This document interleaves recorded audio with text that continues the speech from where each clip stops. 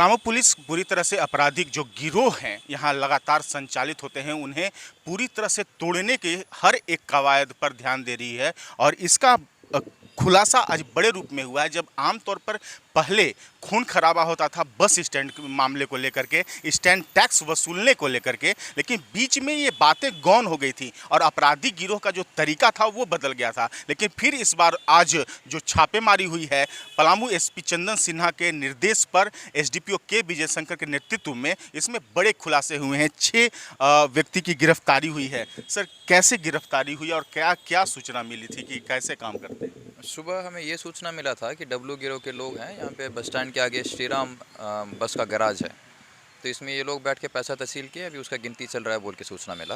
तो जैसे SP sir हमें सूचना दी है तो हम जाके वहाँ पे छापा मारे थे। तो उनके गैंग के जो मुख्य 5-6 सदस्य हैं जो हम पहले से खोज रहे थे, सब वहीं पर मिले थे। तो करीब 23,000 रुपये इनसे मिला। और एसपी सर काफ़ी सपोर्ट में इस मामले में, एसपी सर काफ़ी सटीक खबर दिए थे जिसके चलते इतना सक्सेस हो पाया है। नहीं तो इनको हम पहले से भी खोज रहे थे, जो पहले नहीं मिले थे। ये पब्लिक से यही गुजारिश है कि जो भी सूचना है मिलता है इनके बारे में तो तुरंत आके हमें सूचना देंगे ताकि हम इस पर आगे कार्रवाई कर पाएँ और किसी को ऐसे रंगदारी देने से बिल्कुल डिस्करेज करें। सर, आमतौर पे तो ये हॉकर्स की भूमिका में रहते हैं, आवाज़ देते हैं। रांची पटना की जो भी बसें निकलती हैं तो वो किस तरह से पैसे इनसे लेते थे, किसके नाम पर लेते थे और कितना लेते थे? ये हॉकर वॉकर है जो भी है, ये एक आड़ है जिसके पीछे छुप के ये अपना पैसा तहसीलते हैं।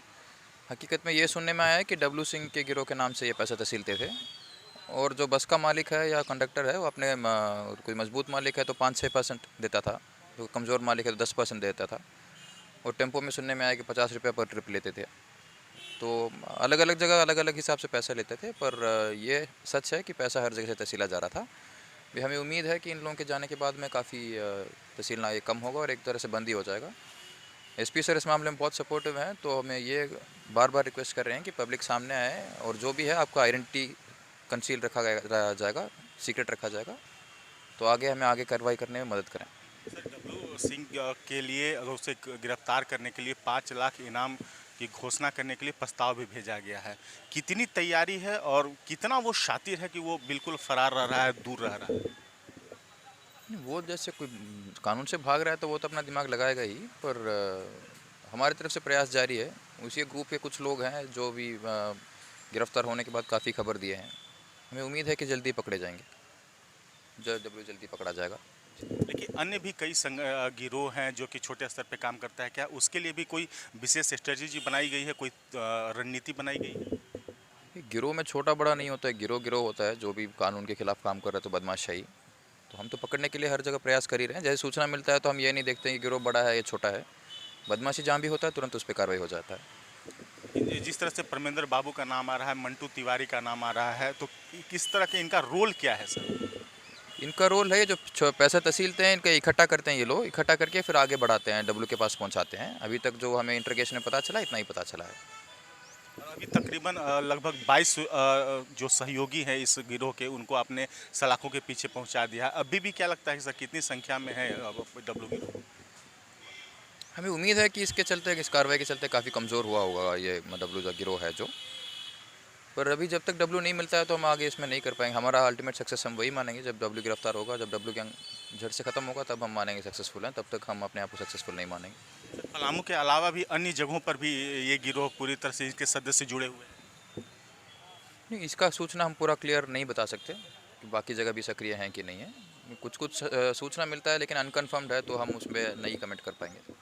पलामू के युवा गिरोह की ओर, अपराध की ओर न जाएं, न बहकें, अभिभावकों से क्या उम्मीद करते हैं के विजय शंकर? पहले हम देखते थे, बाकी काफ़ी इधर गन का कल्चर थोड़ा ज़्यादा है। हर कोई कट्टा वट्टा लेके फ़ोटो डाल देना है, या कोई बदमाश है तो उसके साथ उस खड़ा होकर फ़ोटो खिंचवा लेना। अपने आप में थोड़ा सा मानते थे कि हम स्टेटस बढ़ गया है। तो यहाँ पे हम देखें बाकी जगह कुछ बड़ा हो के कुछ कोई आईपीएस बनने का उम्मीद मतलब ये करता है, या कोई आईएएस बनने का चाहता है। यहाँ पे चाहता है हम डॉन बने। तो ये यहाँ का कल्चर थोड़ा सा ख़राब लगा हमें। लेकिन अभी जैसे हाल में कार्रवाई हो रहा है एसपी सर के सपोर्ट के चलते, तो उसमें हमें उम्मीद है कि अभी यूथ सही स्ट्रीमलाइन होंगे और सही ट्रैक पकड़ेंगे और आगे तरक्की करेंगे। मीडिया के चर्चों में आमतौर पे कोई अगर हम लोग कहने लगे हैं कि के विजय शंकर के का मतलब काल विजय शंकर अपराधियों के लिए, तो ये सुनते हैं और पलामू में इस रूप से अगर आपकी चर्चा हो रही है तो कितना किस रूप में देखते हैं इसे?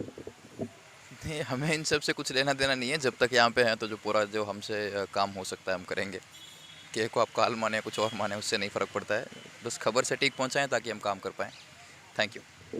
धन्यवाद। लेकिन सबसे जो खास बात है कि ये जिनसे हम बातें कर रहे थे काल विजय शंकर, ये वाकई में आपराधिक जो गिरोह, जो सबसे बड़ा गिरोह है पलामू का डब्लू सिंह गिरोह, इसके पूरी तरह से नेस्तनाबूद करने पर पड़े हुए हैं और आने वाले वक्त में इसकी बात की उम्मीद जताई जा रही है। जो कि वर्ष 2016 में जो श्याम बिहारी सिंह हत्याकांड था उसमें अष्टम जज जो थे उत्तम आनंद, जो चर्चित जज हैं, उन्होंने आजीवन कारावास की सजा दी थी डब्लू सिंह को। लेकिन उसके बाद डब्लू सिंह अब जमानत पर जेल से बाहर है, लेकिन अभी तक फरार चल रहा है, चूँकि वो कुणाल सिंह हत्याकांड के बाद से उसे लगातार उसके पकड़ बनाने पर पुलिस लगी हुई है। लेकिन अभी तक वो बिल्कुल फरार चल रहा है और पलामू पुलिस लगातार शिकंजा कसने के लिए तैयारी कर रही है, जिसके सबसे प्रमुख अगर कहा जा सकता है कि जिसकी भूमिका है वो है एसडीपीओ के विजय शंकर, जिन पर पूरा का पूरा दारोमदार पलामू एसपी चंदन सिन्हा ने दिया है। आने वाला वक्त कहीं ना कहीं जिस तरह से आपराधिक गिरोहों का पर्दाफाश हो रहा है, जिस तरह से जो चेहरे हैं स्टैंड टैक्स वसूली से लेकर के तमाम ज़मीन माफिया से लेकर के अगर बात करें तो तमाम जगह पर जो जो रैकेट है उन सब पर शिकंजा कसा जा रहा है और सबसे ज़्यादा तैयारी है कि आर्थिक रूप से इस गिरोह को तोड़ा जाए, जिसके बाद स्वतः गिरोह कमज़ोर होगा और डब्लू गिरफ्त में आएगा। देखना होगा कि कब तक डब्लू गिरफ्त में आता है, पुलिस के चंगुल में आता है और कब तक उसे सलाखों के पीछे पहुंचाकर पलामू पुलिस इस पूरे आपराधिक मामले पर पर्दा डालती है। सहयोगी राजू सोनी एवं रवि शंकर के साथ एपी लकी, कैपिटल न्यूज, मेदिनी नगर।